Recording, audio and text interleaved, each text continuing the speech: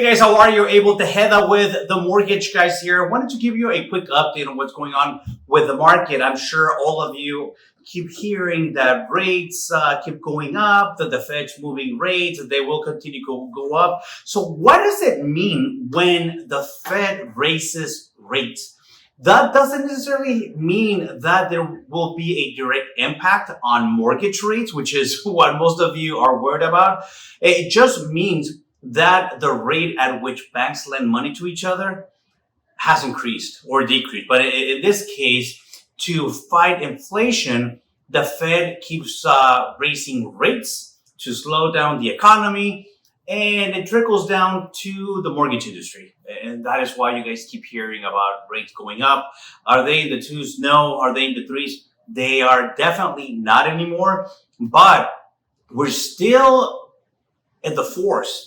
And the thing is, we've been used to rates being in the twos and the threes, and we don't like rates being in the fours, but still a killer rate. If you think about it historically, the average interest rate for mortgages is around 6.5%.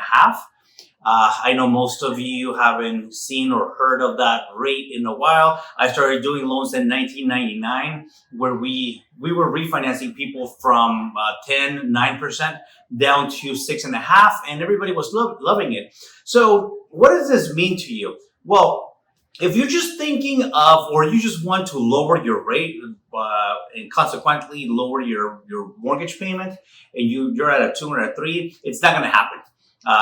Those times are long gone, and you got to keep in mind rates were artificially lowered to stimulate the economy because of COVID. Now we're back to normal, so rates are going back to where they were 2 years ago. And 2 years ago, I was training my guys, letting them know that rates were going to be back in the fives. But then COVID happened. Obviously, that didn't happen. But what I'm trying to tell you guys is this. Does it make sense to refinance for you or to buy a house? It all depends. Let's see, buy a house. If you want to buy a house, what's the alternative? Renting. Rents are through the roof. There's no tax deduction. There's no equity. You're just throwing your money away. So does it make sense? Yes, it doesn't matter, because as rates go up, rents go up as well. It's not just interest rates going up. Now, refinancing doesn't make sense. Like I said, it doesn't make sense if you're just looking to lower your rate from a 2 or a 3, and you want to lower payment, lower rate. It's not going to happen.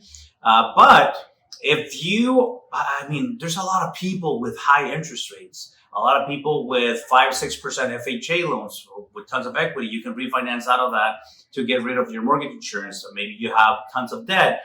What's happening now is banks are getting more creative and rolling out programs that will allow people that didn't qualify before because of no job, retired.